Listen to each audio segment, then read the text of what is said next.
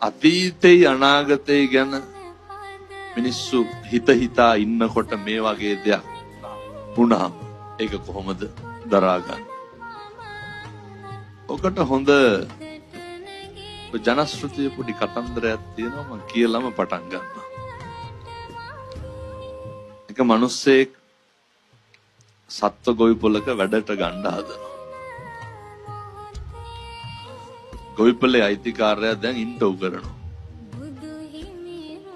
අහනවා තමුසේ වහිනකොට මොකද කරන්නේ? බුදිය ගන්නවා කියලා.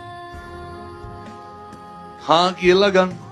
දවසක් ඇත්තටම ගොවිපොළේ වහිනවා. එතකොට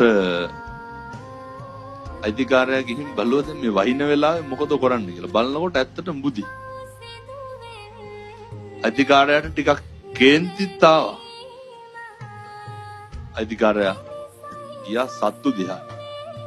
කුකුල්ලු ටික ගානට කූඩුවට දාලා, ඌරෝ ටික ලස්සනට කූඩුවට දාලා, සත්තු සේරම අදාළ තැන් වලින් નિયમિત පරිදි ස්ථානගත කරලා මොනසැනේදී මේ පැහැදිලිව ඇත්තන්ට මම කියන කාරණේ. ඒක දැන් මේ වහිනකොට මේක කරන්න කියනව නෙමෙයි මම. දා ගන්න කියලා කියනවා නෙවෙයි. මේ නමුත් මේ මිනිස්සයා කියනවා මට මේක වහිනකොට මේක කරන්න බෑ. මිනිස්සු මතක තියා ගන්න ඕනේ. ඒක අපි හිතාගෙන ඉන්න දේවල් වෙනවා හරි අඩුයි. මේකේ මොකද්ද වෙන්නේ කියලා අපිට සුභා දහමට නොවන අවනත මේ ලෝකෙ කිසිම දෙයක් නැහැ. ඒකට අපිට මුණ දෙන්න සිද්ධ වෙනවා. භාග්‍යවතුන් වහන්සේ දේශනා කරනවා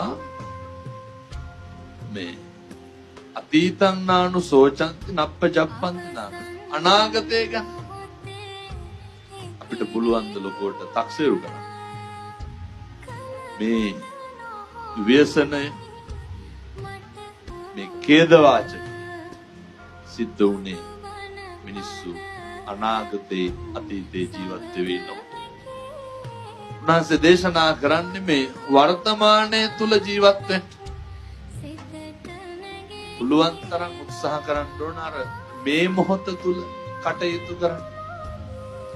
මේ මොහොත තුල කටයුතු කරන්න පුරුදුනොත් එහෙම ඇත්තටම ප්‍රශ්න අඩුයි. අපි දැන් ඉඳගෙන මේ සාකච්ඡාවනේ